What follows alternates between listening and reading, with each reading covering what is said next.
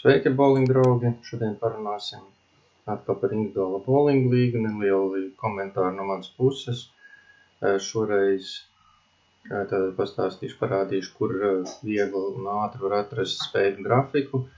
Ja jūs, piemēram, gribat liekas kāda svarīga spēle, piemēram, pirmās un otro vietu, kad spēlēs, gribat uzzināt datumu, tad es jums parādīšu, kā to viegli un ātri izdarīt.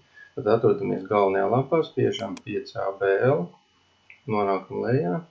Spiežam uz ikonas platīnumu, un tūlīt atvērsies mums individuālā bowlinga līga, 5. ABL.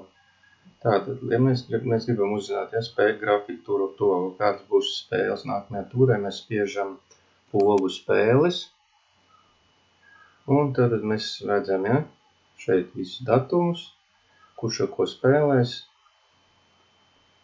Un tā, ja mēs gribam redzēt konkrēti spēļu grafiku, kur ir redzams arī pārceltās spēles, tad mums ir jāatrod pilnais spēļu grafiks. Un tas ir atrodams info un statistika.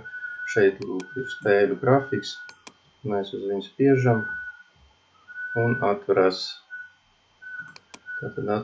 PDF fails. Un šeit mēs redzam tātad grafiku. Mēs vēlamies uzzināt, kad spēlētājs spēlēs ar kādu spēlētāju, tad mēs šeit to arī varam izdarīt. Gadās, kad mainās notikumi ļoti strauji un vienkārši nepaspējam nomainīt failu mājaslapā, un dažreiz ir tā, kad mājaslapā nav aktuālais atrodams šis grafiks. Tāpēc sekojam līdzi, kas ar jaunumiem, cenšot cik ātri vien ir atjaunot informāciju. Un jā, tātad mēs varam atrast šo grafiku gan tabulā, spiežot uz pogu spēles, gan arī atverot šo PDF failu.